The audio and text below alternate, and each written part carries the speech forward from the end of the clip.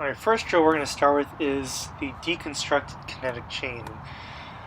It's just breaking down the different parts so you can feel each part, and then you add the next part and integrate it one step at a time. So right now I have the student here using only the wrist to hit, right? And you can actually hit decently hard with the wrist, but this is so vital to see what the ball feels like, being able to isolate the wrist and fire the wrist. Okay, now after the wrist, then you're going to start, in a few seconds, you're going to see here incorporating the elbow and the wrist. And you can just see the jump and velocity at the ball. Right now you're using two muscles which compound, right? The elbow and the wrist acceleration. And it's easy to use just two muscles and be able to coordinate that, right, than just to start with using all the muscles. Now you see here shoulder, elbow, and wrist, right? We're using three of the muscles here to fire, and this swing is getting much more momentum, and that equates a lot more power into the ball, again, when you're using these in sync and when it's flowing in sync. Okay. Now lastly, we're going to hit a few with the whole body, and you're going to see just the timing of the drive of the hips, ankle, hips, legs, and finishing with the shoulder, elbow, wrist, and so it all works together. So this is a great drill, especially not only if you're learning the kinetic chain, also if things go off, to resynchronize your kinetic chain. And I know for a lot of players things are always going off, so it's always good to have a very sure way to get things back in sync.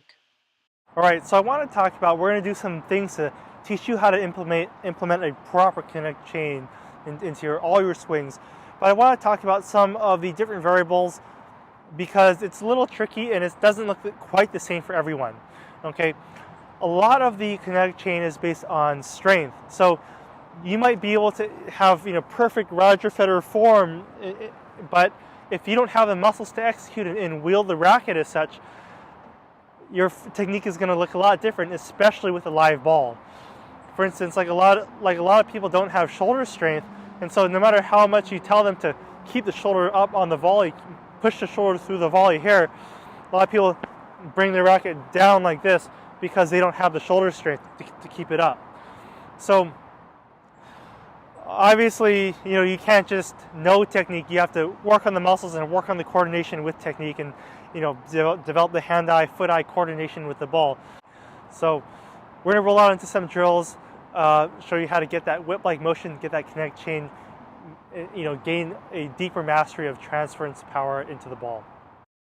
Alright, again, thank you for watching this preview video, and to be part of a community of tennis players looking to learn and improve their game every single day.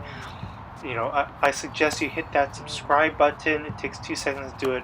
You'll get the next video and the next video and the next video that I put. I'm putting a number of preview videos out like this in anticipation of my launch for the online accelerator program, where for the price of a lesson you get 25, making access to information as reasonable as possible. Thank goodness we're not in the dark ages anymore. Okay, so hit that subscribe button. I'll see you also in the members area. There's a link to get to the members area of my online accelerator program.